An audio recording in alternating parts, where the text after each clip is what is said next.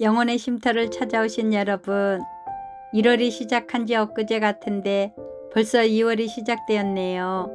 오늘도 좋은 날 되세요. 오늘부터는 갈라디아서를 읽겠습니다. 1장. 사람들이 뽑은 것도 아니요 사람들이 보낸 것도 아니요 예수 그리스도와 그분을 죽은 사람 가운데서 살리신 하나님 아버지께서 사도로 삼으셔서 사도가 된 나 바울이 나와 함께 있는 모든 형제들과 함께 갈라디아에 있는 여러 교회에 이 편지를 씁니다. 하나님 우리 아버지와 주 예수 그리스도께서 여러분에게 은혜와 평안을 주시기를 바랍니다. 예수님께서는 하나님 우리 아버지의 뜻을 따라 이 악한 세상에서 우리를 건지시고 우리 죄를 씻기 위해 자기 몸을 바치셨습니다. 하나님께 영원토록 영광이 있기를 빕니다. 아멘. 하나님께서 그리스도의 은혜로 여러분을 부르셨는데 여러분이 이렇게 빨리 다른 복음을 믿는다고 하니 놀라지 않을 수 없습니다. 실제로 다른 복음은 없습니다. 그러나 어떤 사람들이 여러분을 혼란스럽게 하여 그리스도의 복음을 바꾸려 하고 있습니다. 우리는 여러분에게 복음을 전했습니다. 그러므로 우리든지 하늘에서 온 천사든지 우리가 전한 복음이 아닌 다른 것을 전한다면 그는 저주를 받아 마땅합니다. 내가 전에도 말했지만 이제 다시 말합니다. 여러분이 이미 받은 복음 외에 다른 것을 전하는 사람이 있다면 그는 저주를 받아야 합니다. 내가 사람의 마음에 들게 하려는 것처럼 보입니까? 그렇지 않습니다. 나는 오직 하나님 마음을 기쁘시게 하려는 것뿐입니다. 내가 사람을 기쁘게 하려고 한다면 나는 그리스도의 종이라고 할 수 없습니다.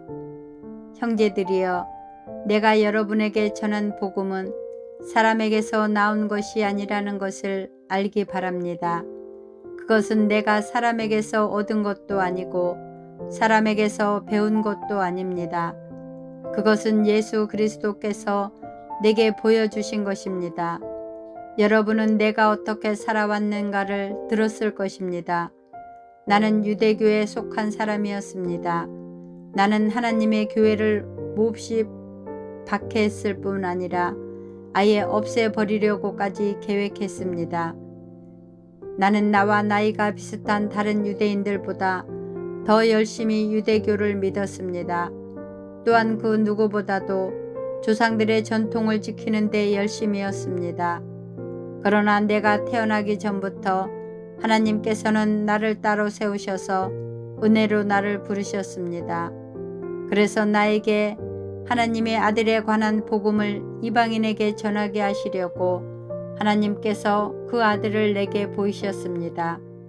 하나님께서 나를 부르셨을 때에 나는 어떤 혈육을 통해서도 가르침이나 도움을 받지 않았습니다. 나보다 먼저 사도가 된 사람들을 만나기 위해 예루살렘으로 올라가지도 않았습니다. 오히려 나는 곧바로 아라비아로 갔다가 다마스커스로 되돌아갔습니다. 3년 뒤에 나는 베드로를 만나려고 예루살렘으로 가서 그와 보름 동안을 함께 지냈습니다. 그리고 주님의 동생 야고보 외에는 그 어떤 다른 사도도 만나지 않았습니다. 내 말이 거짓이 아니라는 것은 하나님께서 아십니다. 그 후에 나는 시리아와 길리기아 지방으로 갔습니다. 유대에 있는 그리스도의 교회들은 나를 한 번도 만나지 못했습니다. 다만 나에 대해서 한때 우리를 박해했던 이 사람이 지금은 박해하던 그 믿음을 전하고 있다는 말만 들었을 뿐입니다. 그래서 이 성도들은 나로 인해서 하나님께 찬양했습니다. 2장. 14년이 지나서 나는 다시 예루살렘으로 갔습니다. 이번에는 바나바와 디도를 데리고 갔습니다. 예루살렘으로 간 것은 하나님께서 그렇게 하라고 계시하셨기 때문입니다. 나는 거기에서 교회의 지도자들을 만났습니다. 그들과 따로 만나서 내가 이방인들에게 전하는 복음을 설명해 주었습니다. 그것은 내가 전에 한 일이나 지금 하고 있는 일이 헛되지 않기를 바랐기 때문입니다. 나와 함께 있던 디도는 비록 그리스 사람이지만 나는 그에게 억지로 할례를 베풀지는 않았습니다. 우리 가운데 거짓 형제들이 몰래 들어왔기 때문에 우리는 이 문제에 대해서 이야기를 했습니다. 그들은 우리를 다시 율법의 종으로 만들고 그리스도 예수 안에서 우리가 누리는 자유를 엿보려고 정탐꾼처럼 끼어들었습니다. 그러나 우리는 그 거짓 형제들의 뜻을 조금도 따르지 않았습니다. 우리는 복음의 진리가 늘 여러분과 함께 있기를 바랐습니다. 저 귀하다고 하는 사람들도 내가 전하는 복음을 바꾸지 못했습니다. 그들이 귀한 사람이든 아니든 그것은 중요하지 않습니다.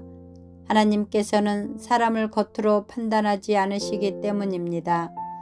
오히려 그 지도자들은 하나님께서 베드로를 통해 할례를 받은 유대인들에게 복음을 전하도록 하신 것처럼 내게도 할례를 받지 않은 이방인들에게 복음을 전하는 일을 맡기셨다는 것을 알게 되었습니다.